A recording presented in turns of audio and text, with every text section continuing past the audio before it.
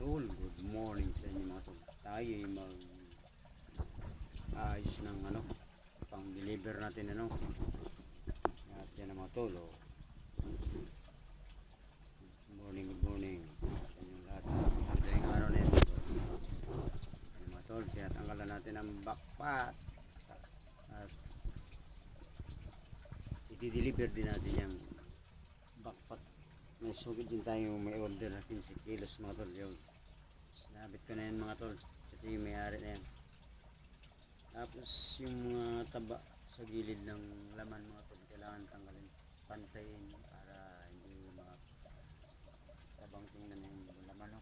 Ganyan ang mga paglinis ng pang deliver.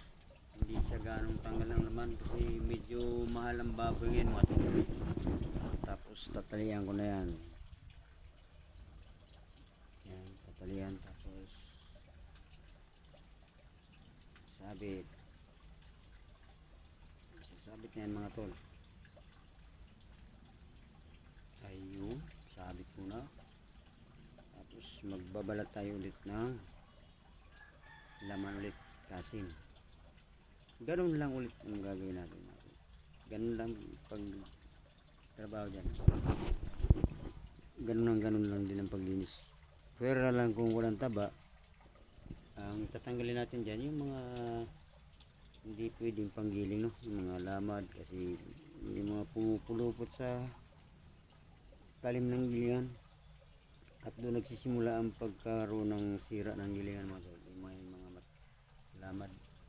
lamad kung tawagin, ano? Yan, binabalatan ko na yung mga tol. Medyo maiksi na yung natin mga tol, kutsilyo, kaya medyo mahirap na magbalat. Wala pa tayong pambili. Mag-ipon pa tayo. Yan. Babalat na tayo mga tol. Medyo matagal ang pagbalat pag payat mga tol, payat ang baboy. Pero pag may taba, mabilis lang kasi yan, katulad yan, may taba ang baboy. Parang dumudulas lang yung kutsilyo. Dire-diretso siya, walang sabit-sabit, parang walang lumulusot lang siya. Pero pag payat mga tol, maganit mga tol. Parang ayaw tumalab ng kutsilyo mo kahit garo katalim pag mapayat yung baboy. Kaya mabagal ang pagtatrabaho ng mas payat ang baboy kaysa sa may taba. Kasi malambot lang ang laman ng saka yung taba malambot pag mataba ang baboy. Hindi siya umihinto kasi ang kutsilyo mga tol pag kahit gaano katalim basta payat ang baboy.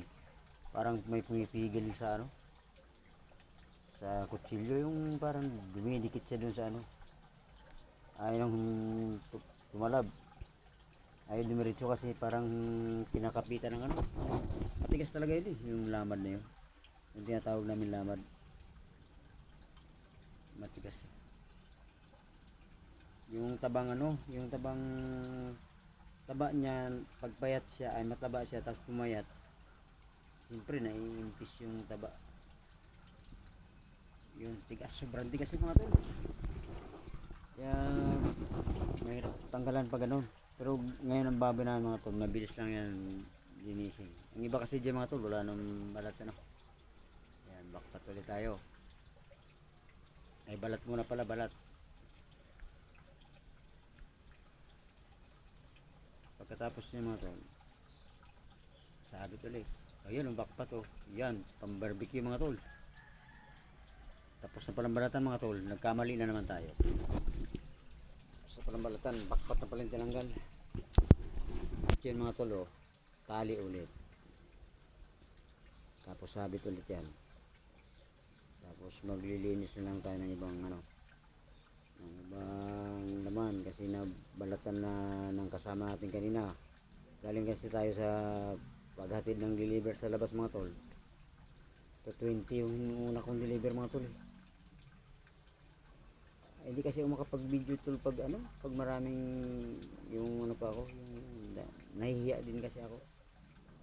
Kasi siyempre gagalawin mo nang gagalawin yung camera mo. Palipat-lipat. Eh nahihiya din ako ng gano'n.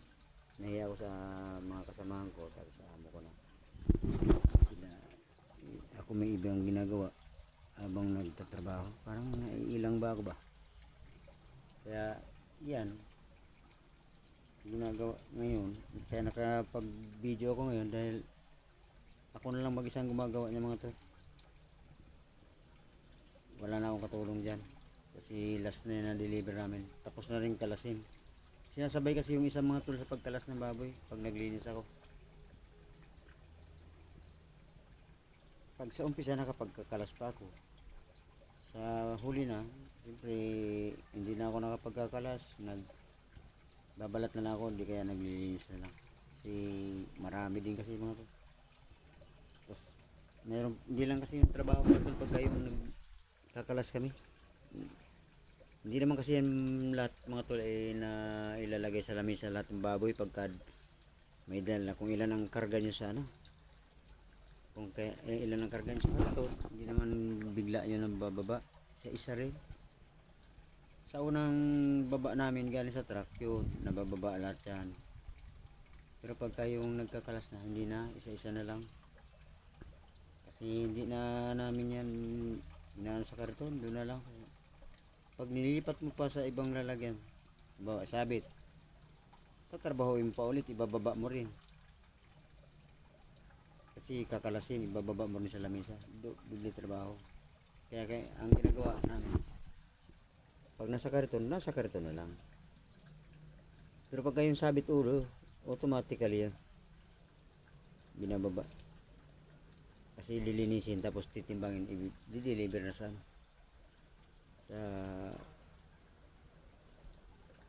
suki namin na kukuha sabit ulo. Yung ang sabit ulo mga tol, ano yun? Binibenta namin ng buo. Kung sa ano pa tawagin dito sa amin, pahango ng sabit ulo. Ang sabit ulo mga tol, yun yung buong baboy. Kukunin mo yung buong baboy, pero mas mababa kaysa sa laman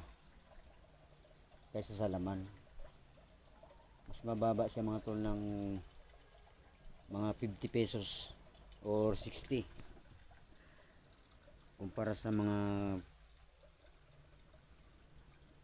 itemized na nakukunin mo, yung yung katulad ng pagkakalas namin, ano na yun, hiwa-hiwalay na, wala nang buto, wala nang bias, tanggal pa tayo, yung mahal na mga tol, kasi hindi na parehas kasi yun hindi na isa ang presyo ng pagbuo kasi mga tol, isa lang presyo ng parte ng baboy. Pagka sinabi mong hahango ka ng buong baboy, lahat ng parte ng baboy andun pa yun, bito ka lang wala yun. Ganun mga tol, ulo, may pata, may ribs, lahat yun bias, yun yung sabit ulo mga tol. Kaya punta tayo sa ano mga tol, sa paglilinis ko mga tol. Medyo nagmamadali ako dyan mga tol kasi mag-aalauna na, kasi alauna darating na yung kukuha niyan, susunduin na, saka ko ilalabas pag nandiyan na sila, kasi kas din kasi mga tol, hindi pwedeng ilabas muna, ay ilabas na wala pa sila, kasi pag wala pa sila mga tol, maghihintay ka rin doon sa Blumentritt Street, wala pa sila, sayang ang oras mo, makapagtrabaho ka pa ng iba, eh sayang yung trabaho mo natitingga, samantalang pwede naman na hintayin mo na lang sila bago dalhin. Yan ang maganda dyan yung mga tol, tanggal na yung bakpat. Naglilinis na lang ako dyan mga tol kasi nabalatan na ng kasama ko si Dudong, nabalatan na nung umalis ako, binili na sa kanya, nabalatan na yung mga pangsunod kong deliver kasi medyo matagal din kasi magkarga, hindi rin madali kasi ikaw lang mag-isa, Siyempre, lilinisin mo pa yung truck. Ganun, nililinis na. Kakarga mo pa. Yeah, mga tol. Ang trabaho ko tol, hindi masyadong sabihin madali, no? Kung ibang tao, hindi kakayanin isang tao. Di-deliver ka ng 200 kilos mga tol. Ikaw lang mag-isa. Tutulak mo yung kariton, tapos karga mo. Hindi nila kaya yun. Tayo kaya, kahit maliit lang tayo.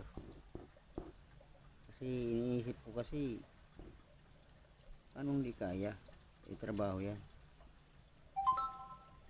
Kung hindi ka ako trabaho yan, hindi ko kaya. Pero pag trabaho kaya.